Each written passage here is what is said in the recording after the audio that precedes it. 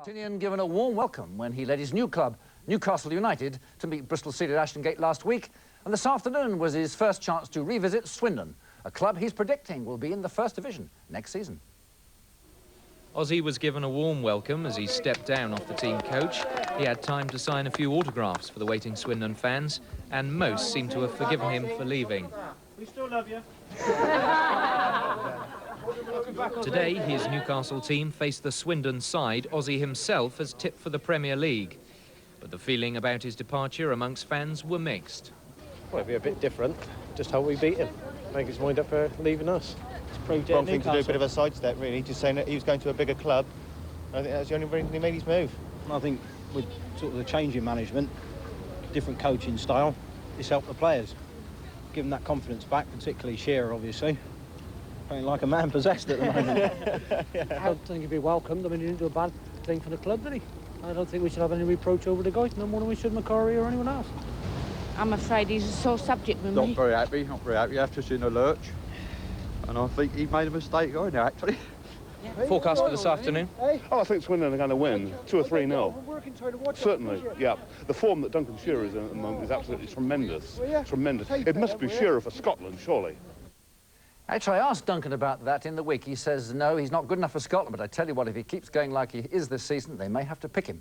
Well, with Newcastle, 5 places from the bottom of Division 2 before today began, and with Swindon's goal hero Duncan Shearer proving he's in such form, his tally was 16 before today, the home side was certainly looking for maximum points this afternoon. Even if there is a long way still to go this season, they aimed to show Ossie he's right when he forecasts they could be heading for the new Super League.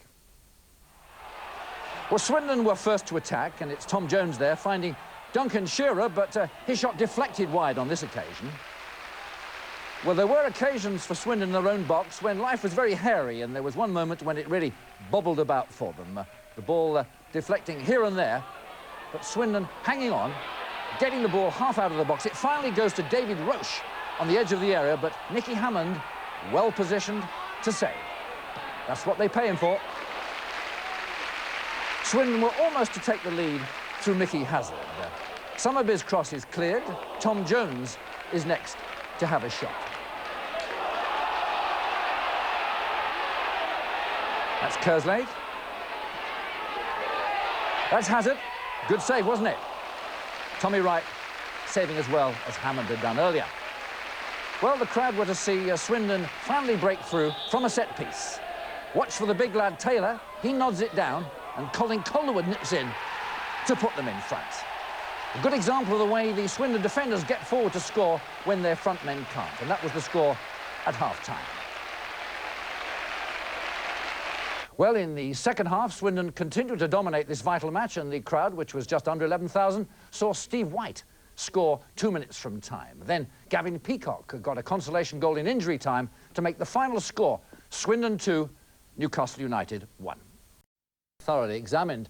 Having moved into second place in the table, Swindon are away next against the 4th place team Charlton. That's on Wednesday night. On Saturday, Swindon ran up their 3rd successive league win against Newcastle. The club Osi Ardiles left Swindon 4 last March.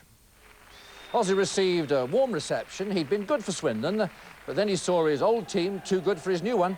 Colin Calderwood's goal, made by co-centre-back Taylor. That's the 6th score from those two this season.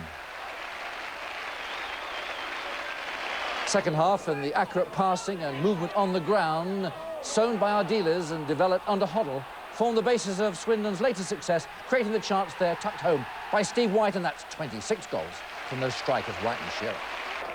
Newcastle were to get a goal back a minute from time through Gavin Peacock, but that only ruffled Swindon's feathers as they moved up to second place in the table.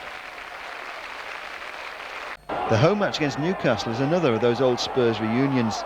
This time Hoddle's opposite number is Osi Ardiles, the man he replaced as Swindon manager. Good effort that by Tom Jones. This is Calderwood. Kerslake now, he's got space on this right-hand side. Stimpson, the defender, in front of him. Rolls it back to Hazard. Hazard tries the shot. Oh, a magnificent save by Tommy Wright. Free kick then, Kerslake to Jones. Jones hoists it to the far post. Goal! Calderwood scores! He crept in behind the defenders. He seems to be making a habit of scoring against Newcastle United.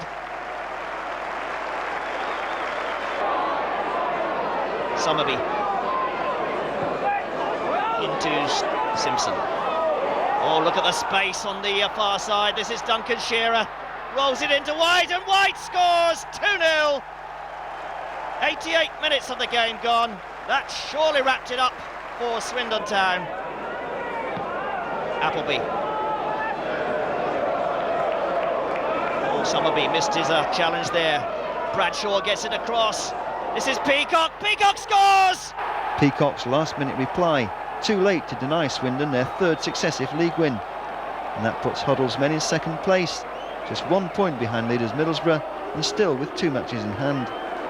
And then the one against Newcastle against Ossie, of course. Yeah, I've got to thank Sean Taylor again. I don't like to say this on record, but he's helped me an awful lot to get my goals, and he's headed one back. Something we work on in the training ground, probably all of the goals that I've got, and it's certainly bearing fruit so far.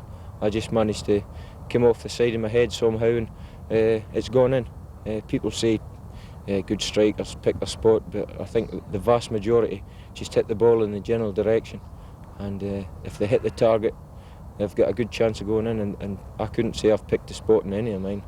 I just hit them and hope.